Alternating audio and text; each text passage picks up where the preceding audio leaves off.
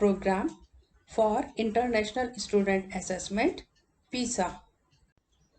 Welcome in the session on making test items for PISA session 1. In this session, we are going to discuss how to frame test items for PISA, incorporating all competencies, context, situations, and PISA science literacy definition so that we can give extensive practice to our children before they appear in final examination. As discussed in earlier videos, contexts for PISA scientific literacy assessment are health, natural resources, environment, hazards, and frontiers of science and technology, each one in personal, social, and global reference.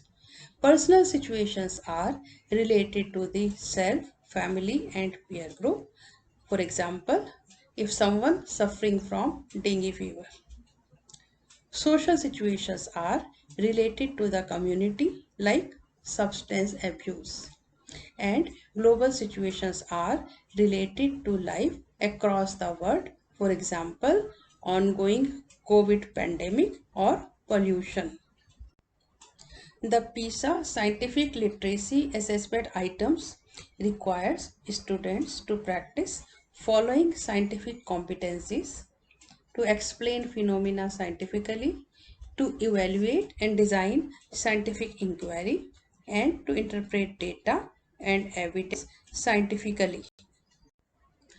Test items are to be mapped against the two dimensions of knowledge and competencies. In addition, third dimension based on a depth of knowledge taxonomy is also there. Depth of knowledge taxonomy is consisting of low, medium and high levels. Item response formats. Students are presented with units that require them to construct a response to a stimulus and a series of questions or items. Context is represented in each unit by the stimulus material, which is typically a brief written passage or text accompanying a table, chart, graph, photograph, or diagram. Each unit contains several questions or items. While students need to possess a certain level of reading competency in order to understand and answer the science items, the stimulus material uses language that is as clear, simple, and brief as possible while still conveying the appropriate meaning. More importantly, the items require students to use one or more of the scientific competencies as well as knowledge of science and or knowledge about science. Distribution of items. Three types of items are used to assess the competencies and scientific knowledge identified in the framework. Simple multiple choice items. Items calling for selection of a single response from four options. Selection of a hotspot, that is an answer that is a selectable element within a graphic or text. Complex multiple choice items. Items calling for responses to a series of related yes or no questions that are treated for scoring as a single item. Selection of more than one response from a list. Constructed response items, open and closed. These are the items calling for written or drawn responses. Constructed response items in scientific literacy typically call for a written response ranging from a phrase to a short paragraph. Example, 2 to 4 sentences of explanation. A small number of constructed response items call for drawing, example, a graph or diagram. Besides that, binary choice questions are also asked. Scaling the scientific literacy task and scientific literacy scale. The scale of scientific literacy is constructed using item response theory with scientific literacy items ranked by difficulty and linked to student proficiency. Using such methods means that the relative ability of students taking a particular test can be estimated by considering the proportion of test items they answer correctly, while the relative difficulty of items in a test can be estimated by considering the proportion of students getting each items correct. On this scale, it is possible to estimate the location of individual students and to describe the degree of scientific literacy that they possess. Now, relationship between items and students on the scientific literacy scale is being shown on the screen.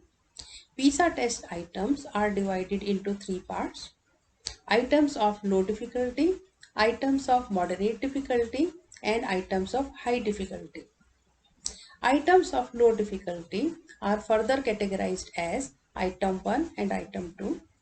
Items of moderate difficulty are further categorized as item 3 and item 4, and similarly items of high difficulty are further categorized as item 5 and item 6.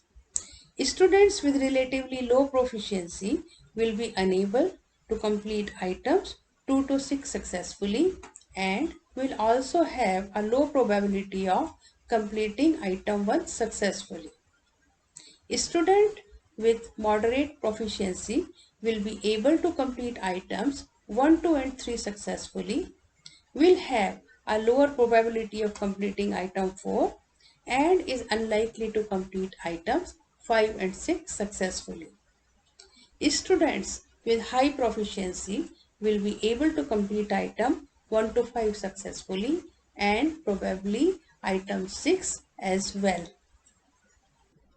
Let us look at all the reasons why PISA assessment turn out to be difficult for most of the Indian students.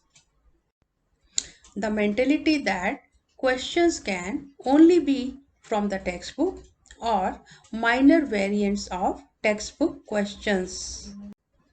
Reading. Our average student has very poor reading abilities and usually prefers to guess what the question must be by glancing through it. Process of answering questions: pattern matching versus problem solving. The strategy that students use to solve questions in typical Indian exams is very different from what is needed for tests like PISA. Being put off by the unfamiliar and not proceeding further. Many students freeze at the first sign of the unfamiliar and decide that they have not learned this question type and cannot solve it. Genuinely low understanding of processes or concepts and even comprehension skills. Actual learning levels and understanding of concepts is low. With that, let us conclude this session. In our next session, we will deal with anatomy of PISA style science questions. Thank you very much.